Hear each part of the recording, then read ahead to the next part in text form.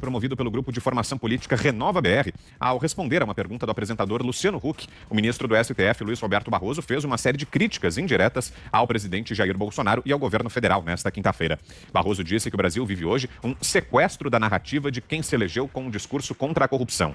Huck havia questionado Barroso sobre como o TSE vai reagir a ataques à credibilidade do sistema eleitoral. O ministro, então, respondeu da seguinte forma.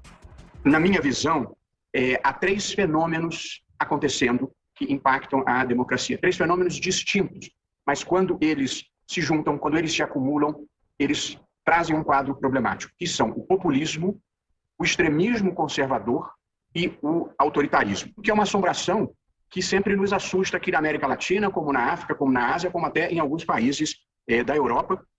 E uma das manifestações contemporâneas do autoritarismo, Luciano, você acabou de mencionar, que é a tentativa de desacreditar o processo político, desacreditar as instituições e colocar em dúvida a autenticidade do processo eleitoral, que foi o que aconteceu nos Estados Unidos. O Brasil, como todos os países do mundo, está sujeito à incidência desses três fenômenos a que eu me referi.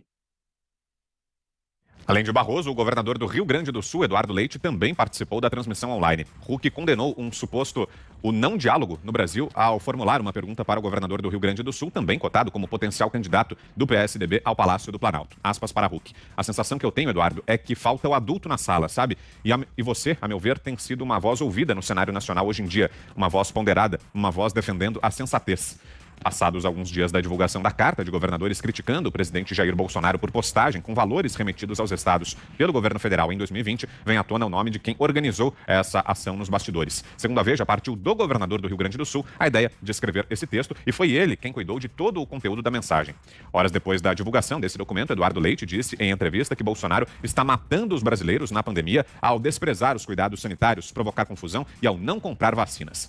Começo essa com você, Fiuza. Olha, Vitor, falta adulto na sala, né? Realmente não tem adulto nenhum aí nessa sala. Só tem proselitismo, né? É um baile, né? É um baile de máscaras sem máscaras, né? Eu não sei nem por onde começar, Vitor. Assim, é tão patético, né? É tão óbvio. Eu vou começar pelo ministro do Supremo Tribunal Federal, né? Que falou que está preocupado com atos que desacreditem as instituições. É o que ele está fazendo. É exatamente o que ele está fazendo, um ato para desacreditar as instituições, porque ele é um magistrado da mais alta corte judiciária, batendo um papinho de oposição, entre aspas, com um pré-candidato a presidente que só pensa no antibolsonarismo e com um governador que também dorme e acorda fazendo demagogia contra o governo federal, porque também só pensa naquilo. Então, a primeira leitura que se faz deste alegre jogral entre esses três personagens é o seguinte: sobre desacreditar as instituições, é lastimável e muito preocupante ver um ministro do Supremo Tribunal Federal panfletando, né, dizendo o que os seus coleguinhas que são anti-governo federal querem ouvir, né, e dizendo o que ele sabe que a imprensa carta marcada, que dá voz a esses mesmos personagens, quer ouvir também.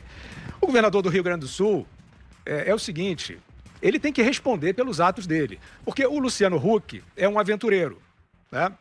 O Luciano Huck é uma figura, um astro da televisão, né? Uma estrela aí de popularidade. Ficou rico com isso, com os seus próprios méritos, e resolveu brincar de poder. Brincar de poder. Ele teria, talvez, credenciais para fazer política de verdade, mas ele até aqui não mostrou. Ele fica repetindo cartilha politicamente correta, né? Diuturnamente, e atacando aquele mal imaginário. Todos eles dão com os burros na água nessa premissa, porque eles estão fingindo que os resultados da pandemia são atribuíveis inteiramente ao governo federal. E o Supremo Tribunal Federal, ao qual pertence o ministro Luiz Roberto Barroso, cassou o poder do governo central para dirigir a política pública de enfrentamento à pandemia. Eu li ontem aqui no programa essa decisão, já tinha lido anteriormente e posso ler quantas vezes queiram, tanto em relação ao funcionamento da sociedade, circulação, funcionamento de atividades, quanto em relação à área de saúde. O STF resolveu no dia 8 de abril que são os governadores, como Eduardo Leite, que são os responsáveis. E a ação do Eduardo Leite é uma só: fazer lockdown para faturar as manchetes que ele sabe que irresponsavelmente tratam isso como política sanitária. Resumo da ópera: é um jogral patético, nenhum adulto na sala, fazendo política rasteira, fingindo defender a democracia e, na verdade, defendendo cada um deles os seus projetos pessoais. Zé Maria. Eu vou contar uma historinha aqui para vocês. Os ministros do Supremo Tribunal Federal se reuniram, conversaram, porque existem dados ali nesse inquérito presidido por Alexandre de Moraes, e existem dados ali que levam a pensar que existe um complô. Isso eles descobriram através de detalhes, de investigações, de quebra de sigilo, abertura de sigilo, inclusive telemático de pessoas que estão participando de movimentos aqui no Brasil. E isso foi levado ao TSE. O medo era o mesmo de acontecer aqui, o que aconteceu nos Estados Unidos, né? Uma eleição, ela precisa, no final da apuração, de que o adversário derrotado ligue e aceite a derrota. Se não aceitar a derrota, a eleição fica inconclusa, fica sob suspeita. Então esse é o processo democrático. E eles chegaram à conclusão de que isso estaria sendo trazido para o Brasil e que o primeiro ponto dessa discórdia seria urnas eletrônicas, desconfiança das urnas eletrônicas. Tá, eu não analisei mérito sobre isso até agora, estou te contando uma história do que aconteceu. E aí o ministro Barroso chamou para uma reunião os próximos presidentes do Tribunal Superior Eleitoral. Presta atenção, o próximo presidente do TSE será o ministro Edson Fachin. Depois do Edson Fachin, o ministro Alexandre de Moraes vai presidir as eleições de 2002. Nesta reunião dos 3 ministros, se discutiu ali segurança nas urnas, e a conclusão foi de trazer para dentro do TSE partidos políticos e mostrar como as urnas, como o processo eleitoral funciona e assim por diante. E essa fala do Barroso vem exatamente no sentido de que isso já foi discutido no Tribunal Superior Eleitoral em reuniões informais, mostrando exatamente que há em andamento um processo de descredibilização das eleições aqui no Brasil, ou seja, 2022. Eu contei essa história para dizer que os 3 ministros do TSE, o atual, o próximo Edson Fachin e o que vai presidir as eleições presidenciais de 2022, Alexandre de Moraes, já estão conversando e se inteirando sobre esse assunto, ou seja, é um pré-julgamento antes de acontecer, antes da denúncia, antes do julgamento, já estão definidos de que há um trabalho para inviabilizar a credibilidade da eleição brasileira. Diga, Bom, olha, Vitor, nós vamos comentar ainda no programa sobre as últimas pesquisas aí para a corrida presidencial em 2022, mas isso que a gente vê, o presidente do Tribunal Superior Eleitoral. Agora, você veja a minha situação em explicar isso aqui nos Estados Unidos. Primeiro que não existe Tribunal Superior Eleitoral aqui, e explicar que o presidente desse tribunal estava aí numa live com um possível candidato a presidente, alfinetando de maneira aí, quase que direta, o atual presidente.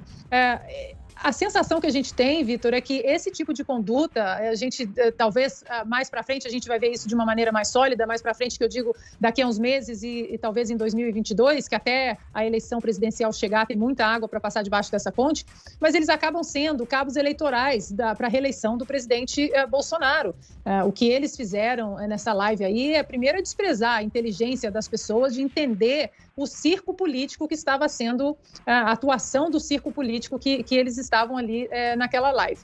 A gente vai ver isso, Vitor, provavelmente até a eleição, até o ano que vem, até 2022, e o povo vai decidir nas urnas. Agora, outro ponto que eu achei interessante também, e que isso parte não apenas sobre esse assunto, sobre as urnas eletrônicas, como o Zé colocou, não vou nem entrar no mérito, mas parece que a mensagem que o STF dá muitas vezes, essa composição aí do STF, é que é proibido questionar. Você não pode questionar sobre a Constituição, você não pode questionar sobre a liberdade, você não pode questionar sobre vacina, hidroxicloroquina, sobre lockdown, você não pode questionar sobre eleição. É proibido questionar. O maior crime no Brasil hoje é o questionamento. A gente tem que abaixar e acreditar que o